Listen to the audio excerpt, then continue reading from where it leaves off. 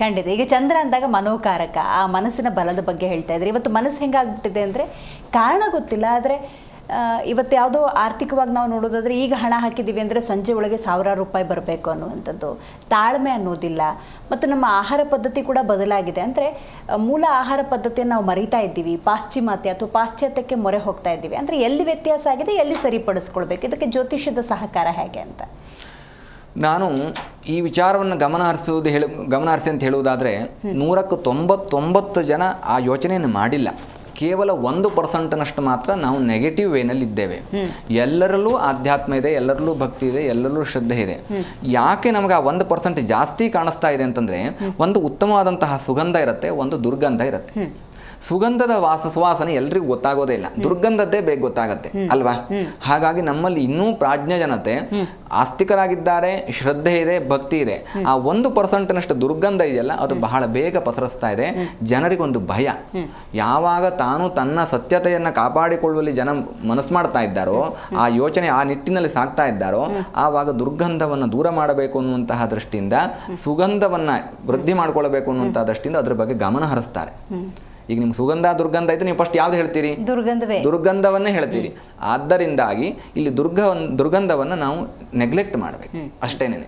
ಅವರನ್ನ ತಿದ್ಲಿಕ್ಕೆ ಆಗೋದಿಲ್ಲ. ಈಗ ನಾನು ಅದ್ರ ಜ್ಯೋತಿಷದ ಉದಾಹರಣೆ ಕೊಟ್ಟನಲ್ವಾ, ನೀವು ಒಳ್ಳೆಯದನ್ನು ಹೇಳಿದ್ರೆ ಸಂತೋಷ, ಬಟ್ ನೆಕ್ಸ್ಟ್ ಡೇ ಕೇಳ್ತಾರೆ, ಗುರುಗಳೇ ನನಗೆ ಈ ಫಲ ಸಿಕ್ಕಿಲ್ಲ ಅಂತ ಹೇಳ್ತಾರೆ.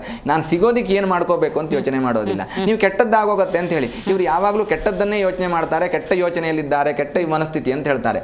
ಇಲ್ಲಿ ಮನುಷ್ಯನ ಮನಸ್ಸು ಯೋಚನೆ ಮಾಡುವಂತಹ ರೀತಿ, ಮೊದಲು ತಾಳ್ಮೆ ಬೇಕು, ಮೆಡಿಟೇಷನ್ ಬೇಕು, ಮತ್ತು ಸಪ್ತ ಚಕ್ರಗಳನ್ನು ಮೂಲಾಧಾರ, ಸ್ವಾಧಿಷ್ಠಾನ, ಮಣಿಪುರ, ಅನಾಹತ, ವಿಶುದ್ಧಿ, ಆಜ್ಞಾ, ಸಹಸ್ರ ಅನ್ನೋದಾಗಿ ಸಪ್ತ ಚಕ್ರಗಳನ್ನ ಸರಿಯಾಗಿ ಇಟ್ಕೋಬೇಕು.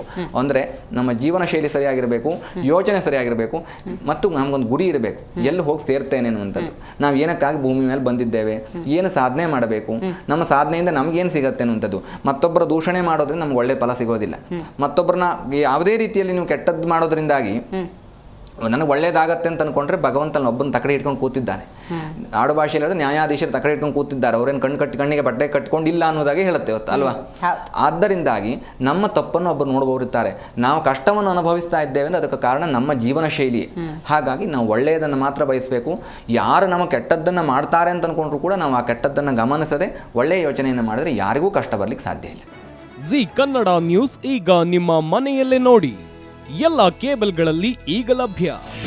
ನಿಮ್ಮ ನೆಚ್ಚಿನ ಜಿ ಕನ್ನಡ ನ್ಯೂಸ್ ಈಗ ಸನ್ ಡೈರೆಕ್ಟ್ ನಲ್ಲಿ number 292, Tata play number 1664, Jio TV number 1334, NXT digital number 30, in cable number 30, city networks 51, U digital number 162, GTPL number 17, Rockline telecommunications number 42, Shri Basaveshwara cable number 168, rural cable network 60, Vinayaka digital 57, Abhishek cable 821, city channel 53, Siddeshwara cable network 57, V4 digital Infotech 628, Surya digital networks 53, Gajanan digital number 836, Malnad infotech private limited number